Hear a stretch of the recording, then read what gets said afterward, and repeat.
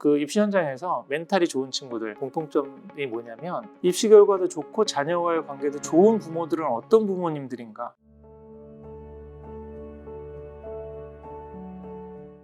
그러니까 이게 어느 한쪽이 중요하고 중요하지 않다가 아니라 너무 한쪽에 우리가 쏠려 있으니까. 맞습니다. 지금 그게 문제인 거예요. 그거를 이제 이쪽으로도 비중을 좀 싣자. 그래서 이게 4가지 테스트 중에 회복 탄력성이 들어가 있는 게 이게 참 네. 의미가 있다라고 생각하는 게 이제 이게 뭔가 아이가 힘든 순간을 만났을 때 그걸 극복하고 끝까지 네. 해내는 거고 버텨내는 거고 나의 자존감이 무너질 때 다시 서는 맞습니다. 거고 그런 거잖아요. 네. 그러니까 이런 게 또 들어갔을 때 궁극적으로는 사회에서 성공하는 거고 이제 학습에서도 입시 공부에서도 이게 있어야 네. 잘 해낼 수 있다라는 것이잖아요. 맞습니다. 이 부분이 그러니까 IQ가 좋다고 사회에서 성공하지 않다는 거는 제 네. 책에도 쓰고 뭐 나왔지만 터먼 연구라는 70년 종단 연구. 네. IQ 135인 학생을 진짜 몇만 명을 해가지고 70년 동안 관찰을 했거든요. 근데 탁월한 성과를 얻은 학생들이 거의 없어요. 근데 대부분 뭐 노벨상을 받거나 아니면 진짜 주 의회의원이 되거나 큰 정치인이 되거나 언론인이 되거나 이런 학생들은 다 IQ가 150, 110 언저리 뭐 이런 평범했던 학생들 가운데 그렇게 많이 나온 거예요. 그 사회에서 성과를 내는 거는 이 IQ가 높고 낮음이 아니라 태도, 관계, 네. 근성 이런 부분. 그러니까 EQ라는 개념이 나온 거고 그릿 뭐 그런 얘기들이 네. 나온 거고 이런 거거든요. 근데 그런 부분들을 이제 하워드 가드너가 다중지능적으로 인간의 지능이라는 게 암기력과 계산력에 IQ만 있는 게 아니라 여러 가지 뇌과학적인 연구가 발전되면서 이게 됐다. 그러고 이제 네. 증명을 해낸 거죠. 근데 그 가운데 이 회복 탄력성은 약간 마음의 어떤 근성이라든지 아니면 이런 부분을 얘기하는 건데 회복 탄력성을 구성하는 요소가 3가지거든요. 하나는 나에 대한 이해. 나는 누구고 나는 문제가 있었을 때 어떻게 해결해야 되는가에 대한 그 이해가 한 가지 요소고요. 두 번째는 타인과의 소통이거든요. 얼마만큼 타인과의 소통이 안 되는데 나만 그냥 뭐 악으로 버티고 이게 회복 탄력성 아니에요. 회복 탄력성은 막 힘들고 어려움을 참고 견디기만 하는 게 아니에요. 어려움이 왔을 때 그걸 딛고 일어나고 더 나은 상황으로 지금 가게 되는 건데 그러기 위해서는 다른 사람과 소통을 해야죠. 그러니까 그것도 이렇게 수치적으로 나온다는 나옵니다. 거죠. 와. 개인적이도 네. 다 그 계량화해가지고 계량화해서. 집어넣었거든요. 3번째가 이제 자기효능감, 자존감. 근데 그 자존감이나 자기효능감의 가장 핵심은 뭐냐면 나를 조건 없이 사랑해주는 단 한 사람의 존재가 있느냐. 이게 회복 탄력성 연구의 시작점이었거든요. 그래서 그 사람을 있는 그 자체, 존재 그 자체로 봐주는 인정을 받는가, 내가 그런 확신이 있는가. 그런 게 있으면 이제 하루하루가 감사한 거고, 그래서 이제 감사일기 쓰는 거라든지, 뭐, 회복 탄력성을 이제 늘릴 수 있는 여러 가지 방법들도 있거든요. 그래서 이 부분이 이제 중요한 부분인데, 이거를 우리 아이의 회복 탄력성이 어떤지, 그거를 한번 측정을 해볼 수도 있고, 제가 이번 책에는 회복 탄력성을 기를 수 있는 굉장히 중요한 몇 가지 키워드도 좀 담아놨습니다. 네. 그리고 당장 실천할 수 있는 것들. 작가님, 그럼 만약에 저희가 공부머리 테스트를 통해서 네. 우리 아이가 입시 제도 우리 사교육 시스템에 한번 넣어볼 만하다. 탑3, 뭐 탑 16 이제 인서울 대학에 갈 만큼, 혹은 뭐 의대를 한번 노려볼 만큼 정말 공부머리가 좋다고 나왔을 때, 그럼 현장에서 지도를 하시면서 이렇게 공부머리가 있지만 말씀하신 회복 탄력성이 좀 부족하다거나, 혹은 부모님이 아이의 회복 탄력성이 이게 멘탈이 약하다는 걸 인지를 못해서 그 뛰어난 공부머리를 잘 입시 결과로 살리지 못하는 뭐 그런 결과도 혹시 좀 있나요? 그런 경우가? 사실은 이제 공부머리가 있다라 그러면 특별한 도움이 있지 않아도 이미 지금 학원을 다니고 있거나 주변에서 조언하는 사람들이 많기 때문에 네. 특별한 이제 조언을 해줄 필요는 없는데 지금 말씀하신 대로 저는 이제 조언을 해준다면 그 아이도 욕심이 있는 경우 많아요. 왜 그러냐면 본인이 시험을 봐가지고 반에서 1, 2등 해요. 그럼 다음에는 뭐 10등 하고 싶겠어요? 1, 2등 뭐 계속 박수 받고 선생님이 네가 여기 반 1등이야? 뭐 이렇게 하고 그러면 선생님도 인정해주고 부모님도 좋아해주고 친구들도 나를 존중해주는 것 같은데 우리나라 저기 입시 환경에서 공부 잘하면 진짜 다 행복합니다.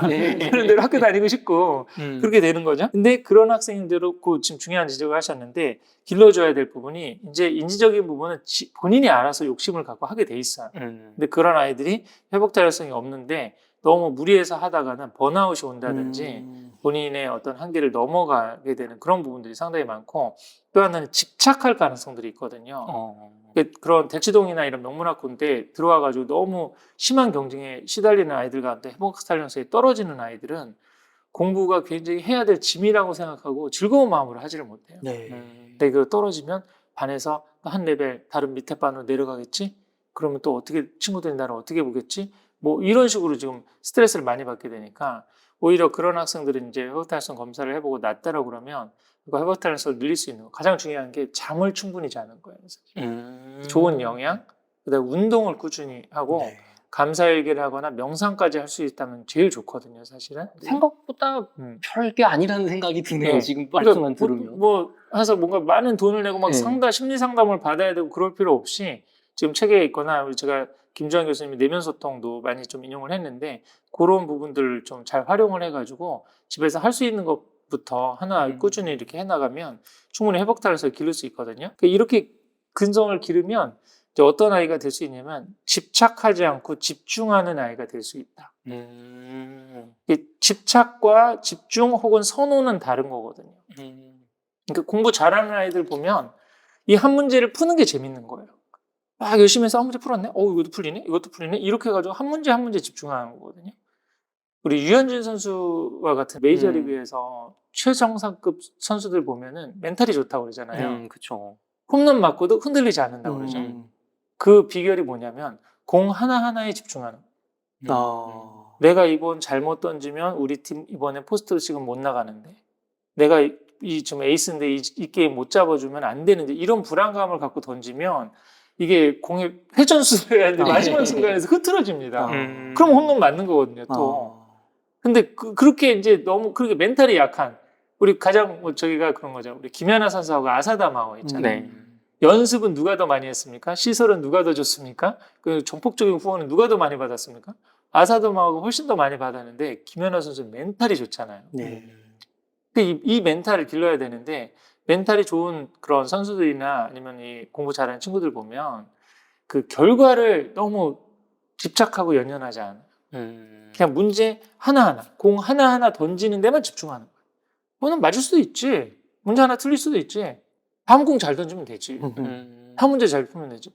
이러면은 되는 거거든요. 근데 이게 회복 탄력성이 있는 친구들. 특히 이제 아까 그 자존감. 그래서 제가 우리 책에서도 한 사례를 저기 했는데 우리 TV에 굉장히 자주 나왔던 붕어빵 같은 데 나왔던 그 유명한 한 친구가 있거든요. 그 친구가 서울대 그 인문대를 정시로 들어갔어요. 현역인데. 근데 현역이 정시로 들어가는 거 굉장히 힘들거든요. 정시는 거의 3분의 2가 재수생들이거든요. 그 경쟁을 뚫고 들어간 거예요. 이런 친구들 공통점이 뭐냐면 평소 모의고사 실력보다 수능이 한 120%가 나옵니다. 수학이 문이과 통합 수학이었는데 그래서 문이과 통합 수학에서 이 수학 1등급의 90%가 이과생이었어요. 얘는 문과생 10% 중에 얘가 하나 든 거야. 엄청 희귀한 그 바늘구멍이네요, 정말. 그렇죠. 근데 이런 친구들은 모의고사 할 때보다 시험장에 가서 자신 있게 하나하나 집중해서 푸는 대부분의 학생들은 시험장에 가서 아까 말씀드린 7, 80% 이렇게 실력 발휘하고 긴장하고 이거 하나 틀리면 나 재수하는데 뭐 그다음에 엄마는 어떻게 되든 선생님이 기대했던 거 어떻게 이런 생각하고 풀면은 안 풀리는 거죠. 근데 그런 식으로 하고 또 국어도 굉장히 어려운 불수능이었는데 그때도 또 하고. 근데 이런 그 입시 현장에서 멘탈이 좋은 친구들 아니면 평소 실력보다 수능 시험을 잘 보는 공통점이 뭐냐면 엄마 아빠는 내가 어떤 상황과 결정이 되더라도 나를 믿어줘 라고 하는 이 정서적 확신이 있는 친구들. 이런 친구들이 멘탈이 좋아요. 그러면은 우리 부모님들이 만약에 이 멘탈 회복 탄력성이라는 걸 모르고 우리 자녀가 이렇게 굉장히 그런 걸 잘 채찍질을 이겨낼 수 있는 자녀가 아닌 경우에 내가 잘 모르고서 왜 더 잘하지를 못하니 왜 옆반에 누구는 뭐 1등인데 너는 왜 떨어졌니 이렇게 하면은 굉장히 부정적인 더 힘들어지는 그러니까 그걸 버텨내는 아이가 있고 그렇게 절대 해서는 안 되는 아이가 있는데 우리는 그냥 모르고 일괄적으로 하고 있다. 버텨내주는 아이도 그게 있으면 안 되는 거죠. 그렇죠. 근데 부모님이 잘해야 되는. 너는 옆집 애랑 비교해서 왜 못하니라고 하면 그 부모님 자체가 회복 달성이 낮으신 분들. 사실 진짜 그래 제가 그 학력은 가정에서 잘한다라는 책을 하나 썼거든요. 그 책은 뭐냐면 제가 20년 동안 입시 현장에서 입시 결과도 좋고 자녀와의 관계도 좋은 부모들은 어떤 부모님들인가 그런 걸 다 정리한 거거든요. 수기식으로 해가지고 근데 제가 발견한 20년 입시원자에서 발견한 공통점에 그 아이들과 관계도 좋으면서 입시 결과도 굉장히 탑3 대학 이상을 의대도 많이 보내고 뭐 그랬던 부모님들이 하나의 공통점으로 하는 얘기가 뭐냐면 뭐 어떤 부모님은 영어 유치원 보내는 부모님도 있고 아닌 부모님도 있고 또 영어 동화책을 읽은 부모님도 아닌 부모님도 있고 뭐 책을 읽어준 부모님도 별의별 변수가 다 달라요. 다 다른데 다 공통적인 거. 그분들 다 공통점인 거는 아이들을 믿어준다는 거. 그 대부분의 얘기가 제가 뭐 한 게 있나요? 공부는 지가 했죠.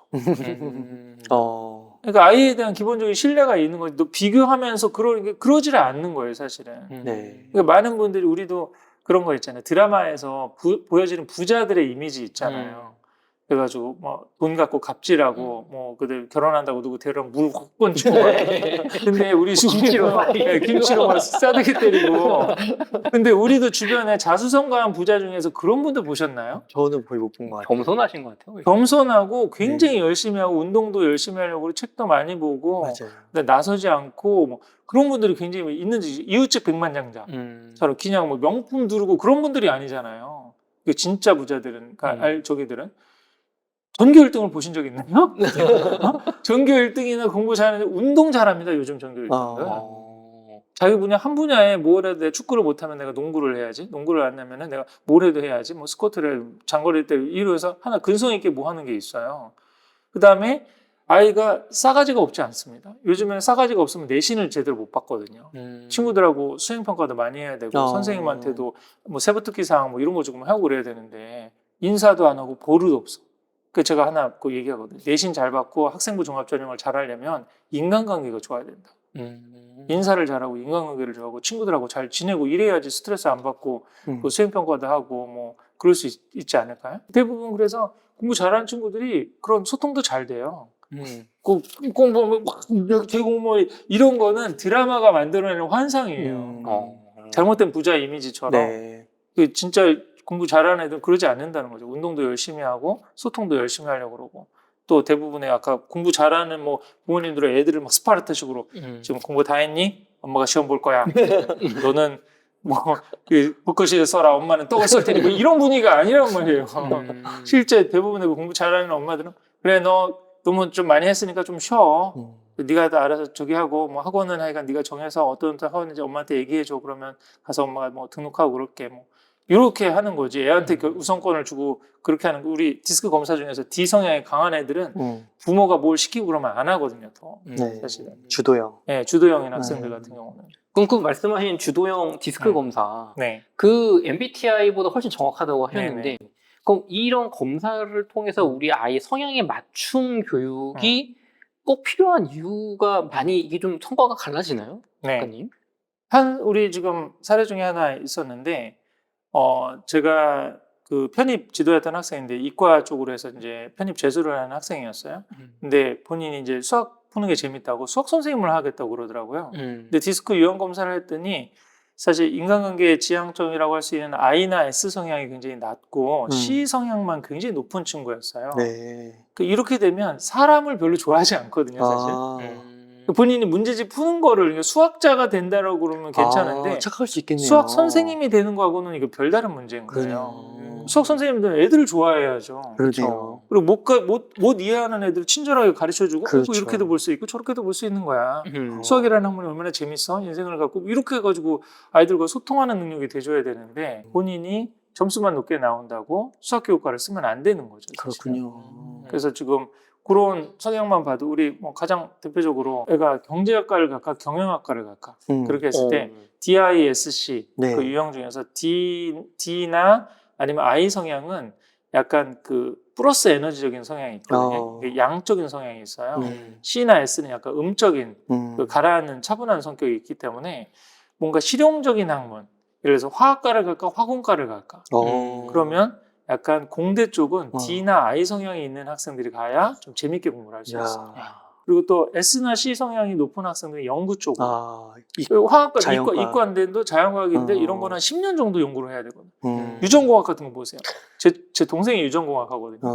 똑같은 실험을 10년을 해야 되는 거예요. 근데 이게 D나 I 성향이 높은 학생들은 이거 못 견뎌요. 못 견디는 거죠. 그게 대기만 성형이 S나 C형이 굉장히 많거든요. 야, 그리고 또 공무원이나 대기업 생활을 하려면 S 성향이 있는 게 좋습니다. 그러면 이게 그 고등학교 때요. 공부 잘하면 네. 무조건 의대 그러잖아요. 네네. 또 의대 가서도 괴로울 수 있겠네요. 이게 디스크가 안 맞으면. 그렇죠. 그래서 제가 그 부분도 사실은 근데 의대는 의대 말고도 잘 아시다시피 전문의 임상의도 될 수 있고 연구 쪽으로도 빠질 수 있죠. 창업도 할 수 있죠. 네. 병원 경영도 할 수 있죠. 아, 의사 진짜 좋은 직업이에요. 그러니까 의사라고 하는 라이센스는 우리 뭐 사실 너무 요즘 의대 열풍이 밀어가지고 굳이 제가 이런 얘기를 할 필요는 없지만 뭐 본인이 적성이 어느 정도 된다 그러면 디스크 성향에 관계없이 야. 우선은 하나 간 다음에 내가 D 성향이 굉장히 강하다 그러면은 전문의를 하지 말고 그냥 의대만 다닌 다음에 프랙티셔너 그걸로 해가지고 뭐 요즘 의협 회장 뭐 이런 분들 있잖아요. 그런 분들 전문의 아니잖아요. 본인이 하면서 아니면 또 병원 경영 같은 것도 할 수 있겠죠. 창업 같은 것도 할 수 네. 있고 아니면 이런 의공학과 그런데 본인이 돌아다니고 사람 만나고 창의적으로 하고 막 이런 걸 막 좋아하는 거야. 마케팅하고 막 이런 걸 좋아하고 그런 성향이면 그러면 되고 I 성향이나 S 성향이 있으신 분은 임상의를 하면 딱 좋죠. 사람을 만나는 거 소아과 의사 선생님 하면 너무 좋지. 그래서 친절하게 해주고 까꿍 이거 봐라 뭐 이렇게 하면 나 우리 선생님 소아과 너 가고 싶어. 그 힘들어하는 의사분들 많은데. 네. 그 안 맞은다는 네. 분들 계세요. 맞아요. 그런데 I나 S 성향이 없는데 임상의 하시면 정말 우울합니다. 맨날 아픈 환자만 똑같은 저기를 봐야 되니까. 그렇구나. 근데 지금 내가 그 의사 선생님인데 C 성향이 강하다 그러면 역시 마찬가지로 임상형보다 연구 쪽으로 빠지는 연구 거죠. 쪽. 교수님이 되신다든지 논문을 쓰신다든지 제약회사 쪽으로 뭐 가신다든지 뭐 이런 부분들로 하시면 또 좋을 수 있죠. 네. 우선 공모머리 테스트는 초등 고학년, 5, 6학년 이후 정도가 돼야 이제 완성된다고 보거든요. 이건 결국 문제집 푸는 능력이잖아요. 그게 본격적으로 지금 그 12살, 13살 때 전전주엽이 완전히 리셋되는 시기가 있거든요. 그때 이제 본격적으로 인지 능력이 어느 정도. 그래서 우리도 옛날에 보면은 요즘에는 이제 너무 그 많이 초등학교 때 막 들로산으로 뛰어놀다가 중학교 올라가더니 갑자기 치고 나오는 아이들 아니면 중학교 때까지 그냥 놀다가 고등학교 때 갑자기 치고 나오는 애들이 있었잖아요. 대기 만성형으로.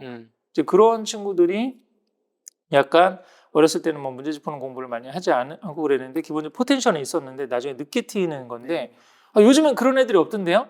씨가 말라서 그럽니다.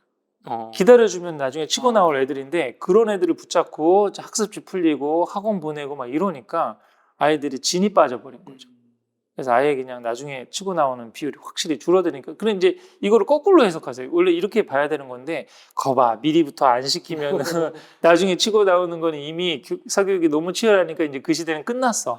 네, 그런 건 다 옛날 얘기고, 1년이라도 빨리 선행하고, 1년이라도 빨리 뭐 이래야 돼. 이런 조급한 분위기가 사실은 더 많이 있기는 한데, 이제 그럴 수가 있다라고 하는 거죠, 사실은. 그래서 뭔가 지금 아이들이 가지고 있는 그런 역량이라든지 이런 걸 좀 잘 살펴가지고 그에 맞게 해서 뭐 5, 6학년 정도 그렇게 지금 해도 괜찮고 그다음에 회복 탄력성 검사 같은 경우는 역시 마찬가지로 초등 5, 6학년 정도에 답이 될 수 있는데 어린 아이들 같은 경우는 부모가 관찰을 해서 기록하면 돼요. 시험을 굳이 안 치더라도 다중지능도 마찬가지예요. 다중지능도 저는 이제 중고등 버전으로 하기를 권하거든요. 그게 이제 100분위 점수가 나오기 때문에 초등학교 때부터 해서 쭉 일관된 테스트로 향상도가 보이잖아요. 어렸을 때는 다중지능이가 제일 높은 게 지금 언어 능력이었는데 어렸을 때는 30이다가 40이 되고 50이 되고 60이 되는구나. 이걸 지금 볼 수가 있으니까 괜찮은데 지금 커리어넷에 제가 보내드린 커리어넷에 가면 초등 버전이 있고 중고등 버전이 따로 있거든요. 근데 중고등 버전으로 초등학생도 하는 게 좋고 초등 저학년이 본인이 직접 기록하지 못한다라고 하면 부모가 역시 관찰 해가지고 디스크도 마찬가지죠. 초등 고학년 이상부터 본격적으로 할 수 있지만 너무 어린 단계다 그러면 부모님이 관찰해서 그거를 이제 제가 말하는 연말 연시에 가족 세미나 같은 걸 같이 하면서 폴더를 하나 만들어 두시는 거죠. 만들어둬서 우리 지금 검사지 우리 책에 브록에도 있고 뒤에 있거든요. 검사지를 하나 출력을 해가지고 PDF 파일로 이렇게 해가지고 하나하나씩 껴놓는 거죠. 그래서 오늘 지금 3학년 때 우리 아이의 공모머리 테스트는 아직 너무 이르니까 뭐 안 한다 그러면 빼도 되고 우리 지금 다중지능 검사, 회복탄력성 검사, 그다음에 디스크 검사. 근데 이거 회복탄력성이 지금 3학년 때는 뭐 265점 만점이거든요. 그리고 193점이면 평균인데 3학년 때는 170이었는데 그래서 지금 뭐 심사님 얘기하는 대로 애를 좀 잠을 좀 충분히 재우고 좀 운동을 시키고 뭐 긍정적인 그 감사 얘기를 쓰게 하고 뭐 이렇게 했더니 4학년 때는 뭐 190까지 올라가고 5학년 때는 200까지 올라가고 이게 눈에 보이면은 아 뭔가 하고 있구나. 그럼 이제 학원 안 보내고 그런 부분에 대한 불안도 훨씬 더 줄어들 수가 있어요. 그러면 초등학교 만약 5학년부터 시작하면 언제까지 해야 되는 거예요? 지금 매년? 대부분 이렇게? 매년 해가지고 아. 이제 고등학교 졸업할 때, 그 대학교 갈 졸업할 때까지, 때까지. 그때까지 같이 야, 하면서. 그럼 그걸 쫙 아이들과. 이게 숫자로 남는 거네요. 그렇죠. 그럼 이게 향상되는 것도 보이고 뭐 어. 줄어드는 것도 보이고 그렇죠. 하니까 내가 우리 아이가 원래 회복 탄력성이 뭐 평균적인 수준인데 고3 되니까 갑자기 막 너무 안 좋아졌다. 네. 그러면 이거는 지금 얘가 공부의 문제가 아니라 마음의 문제니까 부모로서 케어가 들어가야 되는 거고 네. 반대로 성적이 떨어졌다면 이제 의지의 문제가 아니라 공부 뭐 방법이나 그릇의 문제니까 그쪽으로 접근을 해야 되겠네요. 맞습니다. 그래서 그런 얘기가 있습니다. 지금 입시에서 중요한 거는 정보가 아니라 우리 아이를 파악하는 거라고. 그러니까 말씀하신 대로 지금 과학자에서 검사를 했더니 고3 때 팍 떨어졌어요. 그 전까지 좋다가 그럼 얘가 멘탈이 흔들리고 있구나.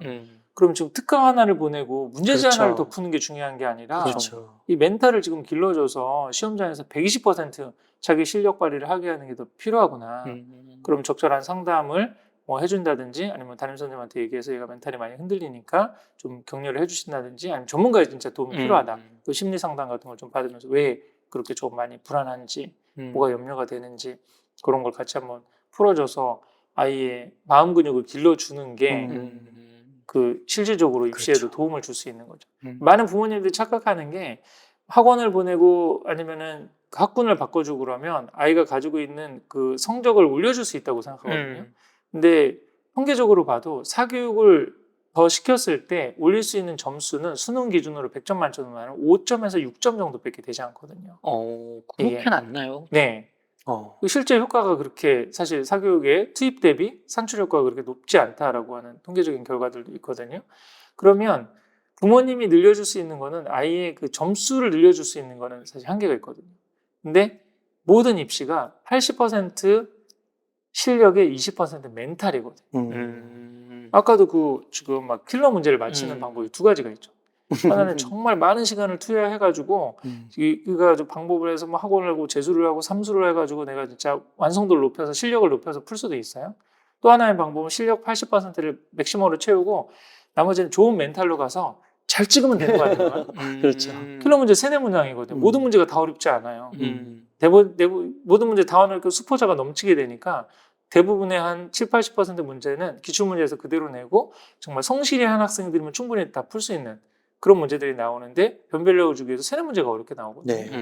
그 3-4문제를 맞출 수 있는 방법이 풀어서 맞추거나 찍어서 맞추는 거죠.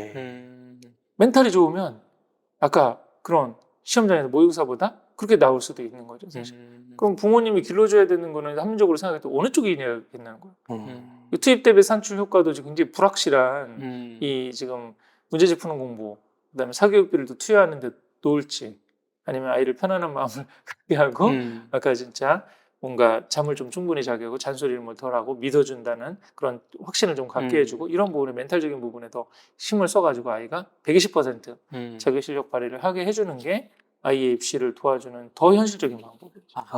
그럼 아까 말씀하신 사교육으로 올릴 수 있는 점수가 통계적으로 과학적으로 5, 6점에 불과하다고 말씀하셨는데 그 5, 6점의 향상이 필요한 친구들은 어떻게 보면 정말 상위 10%. 그러니까 이 친구가 그 5점을 못 올리면은 뭐 일반 인서울대학을 갈 친구인데 그 5점이 올려서 뭐 의대를 간다거나 뭐 서울대를 간다거나 그런 경우에 정말 그 5, 6점이 큰 의미가 있으니까 사교육이 정말 의미가 있는데 정말 그 레이스에 뛰어들면 안 되는 혹은 그 정도 공부보다 다른 쪽에 재능이 있는 친구들은 정말 그냥 뭐 50점 맞을 거 60점 맞고 끝이다. 그 돈과 에너지를 차라리 말씀하신 다른 데 적성을 찾는 데 써야 된다는 말씀이신 것좀 좀 들리거든요. 맞습니다. 제가 한국지에 그런 내용이 있거든요. 그 사교육을 통해서 점수는 올릴 수 있어도 등급을 바꿀 수는 없다. 이런 얘기를 많이 해요. 지금 이제 우리 이사님 말씀하신 대로 이렇게도 생각하잖아요. 보통 우리 아이가 지금 78점이어가지고 지금 영어로 하면 3등급이에요. 80점 넘으면 2등급. 선생님 5점 더 올리면 2등급으로 올릴 수 있네? 그럼 이렇게 해가지고 그럼 이런 학생들이 의미가 있으니까 이런 학생들 사교육 시키는 거예요? 이렇게도 얘기할 수 있는데 사실은 실제 입시 현장에서 보면 요 진짜 70에서 80 넘어가는 게 어떤 의미냐면 마이너리그에서 메이저리그에 승격하는 거나 2부 리그에서 1부 리그 승격하는 그 벽을 넘는 느낌이거든요. 약간. 그 이 부분이 이제 등급간을 넘어가려면 정말 인지적인 부분도 타고난 게 있어요. 그래서 제가 아까 다중지능 검사를 해서 아까 수학 같은 경우에는 논리 능력하고 공간지각 능력이 없으면 수학 1등급, 2등급 쉽지 않을 수 있어요. 네. 이게 아까 그 이론적으로는 5점만 올리면 되는데? 라고 하는 게 5점이 올라가는 현상이 아까 78점에서 82점으로 내려가는 5점은 굉장히 드물어요. 네. 정말 이거는 약간 멘탈이 좋아야 돼요. 멘탈이 좋거나 아니면 타고난 인지 능력이 있는데 본인이 노력을 안 했거나 방법을 몰라가지고 시간이 충분하지 않아서 그런 학생들은 이거를 재수를 한다든지 아니면 방법을 제대로 알아서 사교육을 제대로 받아서 올릴 수도 있는 네. 가능성이 있는데 그런 학생들은 한 5% 미만이고요. 나머지 95%의 점수를 올리는 학생은 어떤 학생이냐면 71점에서 76점으로 올리는 애들. 등급은 바뀌지 않아요. 그래서 등급이 바뀌지 않아요. 그거 한 꼭지 제가 클래스는 써놓은 게 있어요. 영원하다. 그 야구 보면은 저 뭐 3할 타자가 중요한데 밑에 뭐 2할 5푼 치나 6푼 치나 그런 식으로 많이 하잖아요. 지금 2군에서 뛰고 있어요. 네. 야, 조금 너 타율을 그냥 1푼만 올리면은 1군 가는데 왜 그게 안 되냐? 안 된다니까요. 안 되는 게 있어요. 한 5개만 더 치면. 네. 근데 그게 사실 쉽지 않은 거예요. 문제 한 문제만 더 너 맞추면 3점짜리 한 문제 맞추면은 등급 하나 바뀌는데 왜 그게 안 돼? 그 총점 불변의 법칙이라는 것도 있어요. 예를 들어서 만약에 뭐 언어 같은 데서 문학 비문학이 있어요. 이번에 그럼 문학에서 막 점수가 지난번에 안 나와서 올렸어. 근데 다음번에는 비문학에서 떨어져. 또 이번에는 그래서 막 열심히 해서 다시 비문학을 올렸어. 다음엔 또 문학에서 떨어져. 이런 식으로 해가지고 뭔가 한 분야를 올려서 한 분야는 이게 참 그 입시에서 그게 현실적으로 쉽지 않은 부분들이 있어요. 벽을 넘어야 되는 그런 부분들이 있거든요. 그러니까 이게 약간 비슷한 게 그 중고차도 네. 보면은 예를 들어 제가 3천만 원이 있으면 3천만 원으로 예를 들어 뭐 소나타급을 살 수 있는데 중고차로 가면 그랜저를 살 수 있는 거예요. 그러면은 이제 중고차를 잘 하시는 분들은 연식이 좀 되더라도 중고차 그랜저를 사라고 그러시더라고요. 왜냐면 이게 클래스가 다른 차잖아요. 그러니까 이런 게 있다고 하더라고요. 아무리 뭐 소나타가 좋아져도 풀옵션이라도 그 넘을 수 없는 그랜저의 그 벽이 있는 거죠. 근데 그거를 입시적으로도 저기를 해가지고요. 그러면 안 되는 친구를 막 되게 해가지고 간신히 의대 끝 문짝을 열고 들어가게 했다고 해보세요. 그 의대 가서 행복할까요? 그 다음에 제대로 졸업할 수 있을까요? 네. 의미가 없는 거예요. 요렇게 해가지고 그럼 간신히 모든 그 사교육과 학군을 막 집안에 영령을 해서 그렇게 간신히 문 닫고 들어가게 해준다 한들 그 안에 가서 뭔가 행복할까? 또 마찬가지로 그렇게 해서 로스쿨을 간신히 문 닫고 갔어요. 그럼 그렇게 해서 우리 로스쿨계에서 한 해에 2,000명씩 맞아요. 로스쿨 졸업자가 쏟아져 나오고 로스쿨 낭인들도 많죠. 네, 그렇죠. 1,000명에서 지금 그다음 다 아시다시피 대형 로펌들은 다 이미 누가 들어갈지 정해져 있죠. 뭐 이런 지금 상황들이고 판검사 뭐 로클럭 되는 것도 정해져 있는데 또 2,000명 중에 제대로 취업할 수 있는 사람 500명인데요. 그 500명이 그러면 아까 1부 리그에서 뛰던 500명일까요? 문 닫고 들어간 3부 리그, 4부 리그에 있는 쪽일까요? 그러니까 그래서 제가 강점 혁명을 자꾸 얘기하는 거예요. 네. 문제집 푸는 공부를 하더라도 정말 1, 2등급 나올 그러면 계속 미뤄도 가능성이 있다는 거죠. 1부 리그에 뛸 수 있는 실력이 된다. 그럼 괜찮은데 만약에 문제집 푸는 공부가 되는데 거기서도 3부 리그다 그러면 근데 본인이 뭔가 다른 걸 잘할 수 있는 강점형이 있다 그러면 과감하게 3부 리그를 빠져나와서 지금 그 축구단에서 야구단으로 빨리 옮기라는 거죠. 마이클 조던이 괜히 운동신경 좋다고 해서 그 마이너리그 가가지고 맞아요. 야구했다가 망하고 다시 돌아왔죠. 농구를 해야 될 사람이 왜 야구를 가서 야구를 몇 년 쉬었는데도 오자마자 또 잘하더라고요. 그러게. 맞네. 본인의 타고난 재능이잖아요. 재능인데 운동 잘한다고 모든 운동을 잘하는 게 아니에요. 쓰는 근육이 다른 거잖아요. 그거. 문제집 푸는 공부 우리가 말하는 입시는 그냥 한 종목이다. 그렇죠. 이 종목이 안 맞으면 딴 종목 가서 1등하면 된다. 그게 제가 말하는 강점 강화 전략입니다.